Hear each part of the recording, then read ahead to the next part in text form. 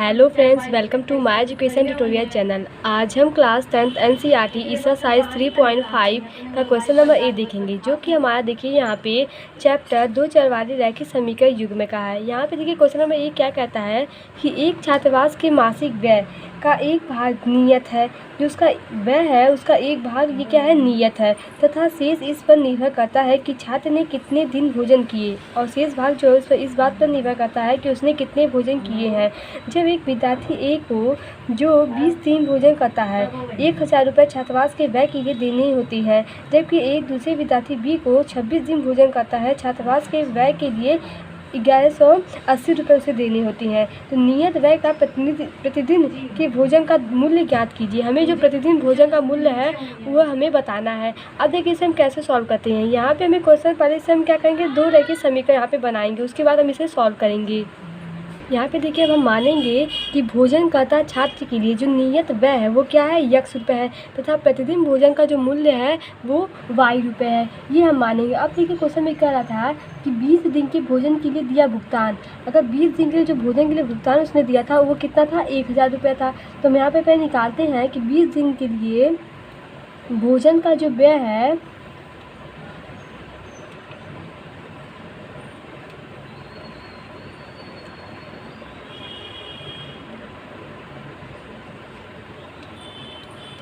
ये किसकी इक्वल है, ये नियत व्यय जो हमारा प्रतिदिन का यहाँ पे खर्च है वो क्या है, नियत है। तो नियत व्यय प्लस 20 दिन का भोजन मूल्य, 20 दिन का क्या है, ये भोजन मूल्य है। अब देखिए जो हम भोजन मूल्य माने हैं वो कितना माने हैं, वो y रुपये है। तो यहाँ पे जब हम इसे रखेंगे और नियत व्यय हमारा कितना है, मतलब प्रतिदिन का जो इसका नियत व्यय हो रहा है वो क्या है, x रुपये है, और प्रतिदिन जो भोजन का मूल्य लग रहा है वो क्या है, y रुपये है। तो नियत व्यय के लिए हम यहाँ पे x ले रहे हैं, तथा प्रतिदिन भोजन के लिए था 20 y, क्योंकि भोजन के लिए हम क्या माने हैं, y माने हैं। और ये जो वैल्यू है ये किसके इक्वल है, 20 दिन के लिए जो भोजन का टोटल पैसा दे रहा है वो कितना है, उसका 1000 रुपये वो टोटल 20 दिन के लिए दे रहा है। इसे हम क्या मानेंगे, इसे ये हमारा क्या हुआ, ये हमारा इक्वेशन 1 हुआ। अब देखिए जो हमारा सेकेंड स्टेप में क्या था, सेकेंड में क्या था 26 दिन के लिए, क्योंकि इसका आगे क्या बोला 26 दिन के लिए। तो 26 दिन के लिए अगर देखा जाए तो यहाँ पे नियत व्यय तो फिक्स ही रहेगा, क्योंकि इसे तो हम चेंज करेंगे नहीं। नियत व्यय प्लस हमारे यहाँ पे 26 दिन का भोजन हो जाएगा। तो भोजन के लिए कितना पैसे लग रहा है, भोजन के लिए y रुपये लग रहा है, और 26 दिन का आपको दिया गया था यहाँ पे 1180, और नियत व्यय हमारा x है, तो यहाँ पे 26y हो जाएगा। अतः हमारा एक समीकरण बनेगा x प्लस 26y, जो कि इक्वल होगा 1180 रुपये। ये हमारा एक इक्वेशन है। समीकरण 1 और समीकरण 2 को अगर हम सॉल्व करें तो यहाँ पे हम x और y के मान ज्ञात कर सकते हैं, अर्थात नियत व्यय जो हमारा होगा उसकी वैल्यू तथा प्रतिदिन भोजन का जो मूल्य होगा उसकी वैल्यू हम यहाँ से ज्ञात कर सकते हैं। तो देखिए हम पहले कैसे सॉल्व करेंगे। समीकरण 1 और समीकरण 2 को अगर हम सॉल्व करें यहाँ पे तो देखते हैं ये वैल्यू प्लस माइनस, यहाँ पे हम चेंज जो साइन है इसका वो चेंज करेंगे, तो ये वैल्यू प्लस है तो यह क्या हो जाएगा, माइनस हो जाएगा, और यहाँ पे ये प्लस है तो ये माइनस हो जाएगा। अब देखिए ये प्लस माइनस है तो दोनों कट जाएंगे। यहाँ पे वैल्यू हमारी -6y, तथा इसे आप करेंगे तो यहाँ पे -180 में प्राप्त होगा। अब हम आपसे y की वैल्यू पूछे तो यहाँ पे क्या आ जाएगी 30। ये हमारा y का मान यहाँ पे निकल गया। अब देखिए हमें x की वैल्यू फाइंड करने के लिए हम क्या करते हैं, किसी भी इक्वेशन में या तो समीकरण फर्स्ट में या तो समीकरण सेकेंड में हम x का मान रखते हैं, y का मान रखते हैं, तो हमें x की वैल्यू यहाँ से ज्ञात हो सकती है। तो अगर हम देखें समीकरण 1 में, यहाँ पे हम लिखेंगे कि समीकरण 1 में y का मान रखने पर, तब जब y का मान यहाँ पे रखेंगे तो वैल्यू क्या आ जाएगी, x प्लस 20, और y की जगह पे हम क्या रख रहे हैं 30। ये किसके इक्वल है, 1000 के इक्वल है। अब जब इसे सॉल्व करेंगे तो यहाँ पे देखिए जो x का हमें मान प्राप्त होगा वो 400। अतः यहाँ पे जो x की वैल्यू आ रही है वो क्या है, जो हमारा x क्या था, x हमारा नियत व्यय था, क्योंकि हम x क्या माने थे, x को हम नियत व्यय माने थे, तो ये हमारा कितना है 400 रुपये, तथा y को हम क्या माने थे, प्रतिदिन भोजन का मूल्य था। ये क्या था, भोजन का मूल्य था, वो भी प्रतिदिन का। तो y का मान कितना आया है 30। यही हमसे क्वेश्चन में ज्ञात करने के लिए कहा गया था। अब देखिए यहाँ पे हम क्वेश्चन एक और लिए। क्वेश्चन नंबर 2 क्या कहता है कि यदि एक भिन्न के अंश में कोई भिन्न हमारा दिया गया है जिसमें क्या करना है, भिन्न के अंश में 1 घटाया जाए तो उस भिन्न का 1/3 हो जाता है। जो भिन्न है उसी का ये क्या होता है 1/3 हो जाता है। तथा यह यदि भिन्न के हर से 8 जोड़ा जाए, भिन्न के हर में अगर 8 हम जोड़ा जाए तो उस भिन्न का 1/4 हो जाता है। तब वह भिन्न ज्ञात कीजिए। हमें यहाँ पे भिन्न ज्ञात करना है। हम पहले मानते हैं कि भिन्न हमारी क्या है। हम मानते हैं कि जो हमारा अंश है उसे हम यहाँ पे यक्स मान लें और जो हमारा हर है उसे हम वाई मानते हैं। तो अगर हम आपसे पूछे कि जो भिन्न होगी हमारी वो क्या होगी, भिन्न यक्स अपान वाई होगी, क्योंकि अंश बटा हर ही हमारा क्या होता है भिन्न होता है। तो भिन्न हम अंश की जगह पे यक्स रखे हैं और हर की जगह पे वाई।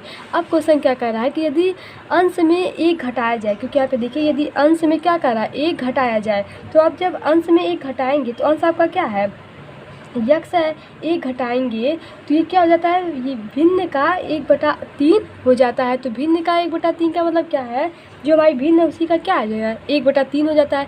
अब जब इसे आप सॉल्व करेंगे तो यहाँ पे आपको एक इक्वेशन प्राप्त होगा। इसे आप सॉल्व करेंगे तो y का मान हमें यहाँ पे प्राप्त होगा x माइनस वाई, ये इक्वल होगा यहाँ पे 3 के।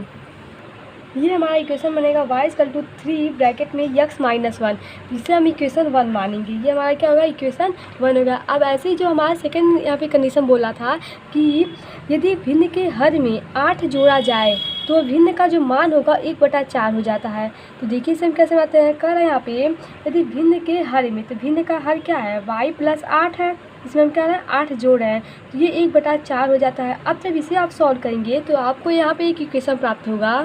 जो हमें इक्वेशन प्राप्त होगा y equal to 4x minus 8, यही हमारा इक्वेशन सेकंड होगा। अब देखिए इन दोनों क्वेश्चनों को हम कैसे सॉल्व करते हैं। देखिए हमें इन दोनों क्वेश्चनों को सॉल्व करना है। यहाँ पे हमें y इक्वल टू ये वैल्यू दी गई है, हमारी इक्वेशन फर्स्ट है। ऐसे यहाँ पे सेकंड इक्वेशन दी गई है। अगर हम y का मान यहाँ पे देखिए y इक्वल है, अतः इन दोनों को हम इक्वल कर सकते हैं। जैसे अगर हम 3 ब्रैकेट में x माइनस 1 ये इक्वल कर सकते हैं 4x माइनस 8 के, क्योंकि हम y की जगह पे ये वैल्यू रख रहे हैं। अब जब आप इसे सॉल्व करेंगे तो यहाँ पे इंटू करें 3x माइनस 3, ये इक्वल होगा 4x माइनस 8 की। तो यहाँ पे देखिए वैल्यू माइनस x, ये वैल्यू माइनस 8 प्लस 3 हो जाएगी। तो यहाँ पे हमें जो वैल्यू x की प्राप्त होगा, x का जो मान हमें यहाँ पे फाइंड निकालेंगे 5 हमारा आएगा। अब देखिए यहाँ पे हमें x की वैल्यू फाइंड हो गई। अब अगर हम x का मान किसी भी यहाँ पे इक्वेशन में रख दें, जैसे कि हम समीकरण 1 में x का मान रखने पर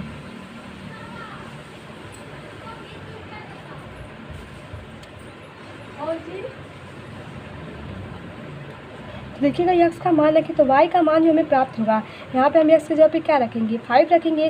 तो यहाँ पे देखिए y का मान हमें 12 यहाँ पे प्राप्त हो रहा है, यही हमारा y आएगा यहाँ पे x। अब देखिए जो हमारा भिन्न था, क्योंकि हमसे क्वेश्चन में क्या पूछा था, क्वेश्चन में हमसे पूछा गया था कि भिन्न ज्ञात कीजिए। तो भिन्न क्या होता है, भिन्न अंश बटा हर था और अंश हम माने थे x अपान y।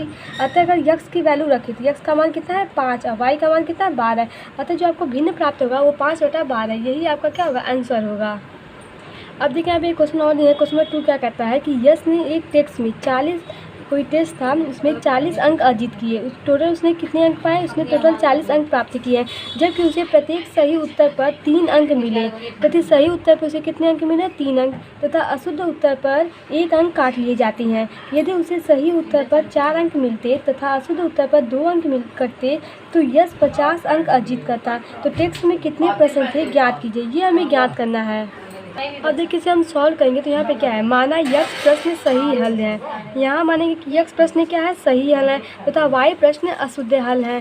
तो प्रश्नों की कुल संख्या पूछा जाए तो प्रश्नों की कुल संख्या क्या होगी यक्स प्लस वाई, ये प्रश्नों की कुल संख्या होगी। अब क्वेश्चन में क्या कर रहा है कि सही उत्तरों पर प्राप्त जो कुल संख्या है वो क्या है, सही उत्तरों पर यहाँ पे लिखेंगे हम।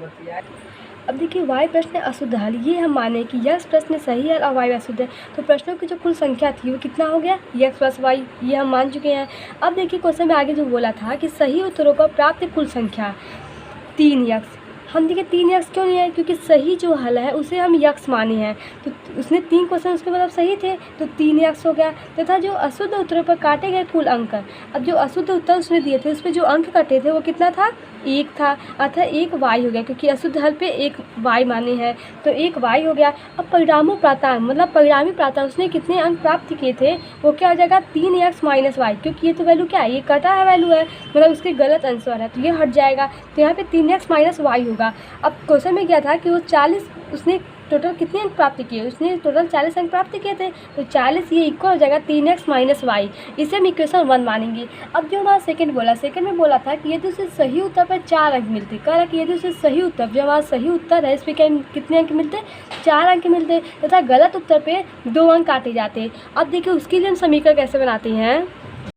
देखिए सही उत्तर पे क्या होगा 4x तथा गलत उत्तर पे 2y, तो जो परिणामी प्राप्त होगा वो 4x माइनस 2y हो जाएगा। अब टोटल उसने जो अंक प्राप्त किए थे वो कितना था, वो 50 आया था, तो ये 50 इक्वल हो जाएगा किसके, यहाँ पे 4x माइनस 2y के। अगर हम इसमें से 2 कॉमन ले लें, देखिए क्वेश्चन को थोड़ा सॉल्व करने के लिए हम 2 इसमें से कॉमन है, तो यहाँ पे 2x माइनस वाई बचेगा।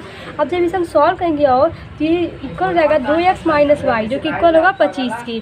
इसे हम इक्वेशन सेकंड मानेंगे। अब समीकरण 1 और समीकरण 2 को यहाँ पे हम सॉल्व करेंगे।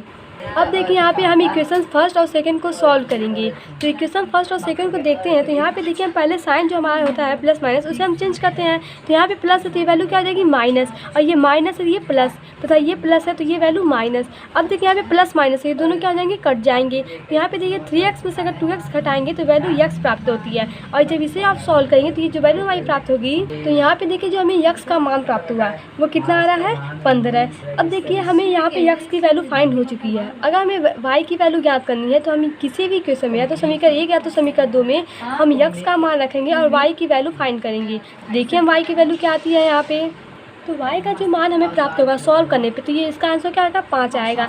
ये हमारा y का मान है। अब देखिए यहाँ पे y क्या था, y जो था हमारा अशुद्ध हल था, जबकि जो हमारा x था वो क्या था, हमारा शुद्ध हल था, मतलब जो संख्या थी वो ये x थी। तो देखिए यहाँ पे हम लिखेंगे कि यश ने 15 प्रश्न सही, 15 प्रश्न ने क्या किया सही किए थे, क्योंकि यक्स की वैल्यू हमारी क्या दर्शाती है, यक्स की वैल्यू हमारी सही दर्शाती है, तथा 5 प्रश्न उसने गलत किए थे, गलत हल किए थे, जो हमारी क्या वाई को दर्शाती है। ये क्या होगा 5 प्रश्न गलत किए थे, यही हमसे क्वेश्चन में पूछा गया था। अब देखिए यहाँ पे नेक्स्ट क्वेश्चन लेते हैं।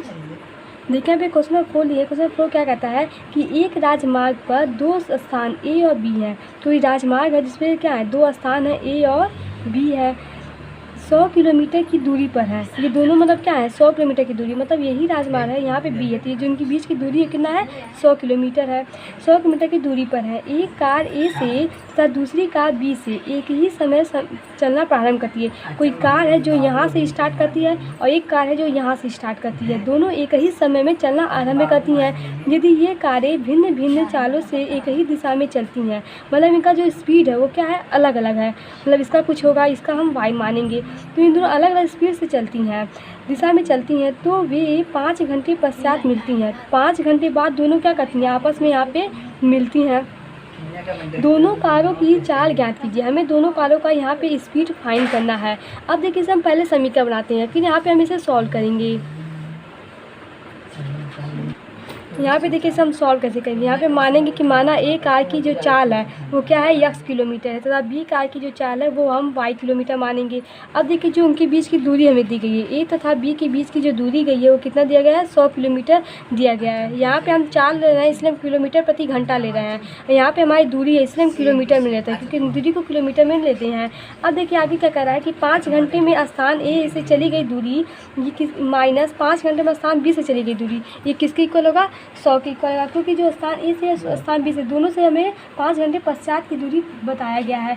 अब देखिए यहाँ पे 1 घंटे में जो चली गई दूरी है वो 100 किलोमीटर, 1 घंटे में जो यहाँ पे चली गई दूरी है वो क्या है 100 किलोमीटर के इक्वल है। तो यहाँ पे 1 घंटे में क्या है x प्लस वाई है, क्योंकि हम x ए की चाल लिए हैं और वाई बी की लिए हैं, तो ये किसके इक्वल है 100 है। तो हम यहाँ पे ये हमारा जो बनेगा वो हमारा क्या है इक्वेशन 1 है। अब जो सेकंड समीकरण कराया था उसमें क्या था, जो हमारा पहला इक्वेशन बना था यहाँ पे हम यहाँ पे भूल गए थे प्रदर्शित करना। पहला क्या था 5x माइनस 5y, क्योंकि ए के द्वारा भी चला गया था, फिर बी के द्वारा भी 5 किलोमीटर चला गया था 5 घंटे में, 5 घंटा था। ये किसके इक्वल है 100 किलोमीटर के इक्वल था। अतः हम इसको लिख सकते हैं x माइनस वाई बराबर 20। ये हमारा समीकरण 1 था, और समीकरण जो 2 था वो हमारा कितना आया था, समीकरण 2 था x प्लस वाई, ये किसके इक्वल था 100 के।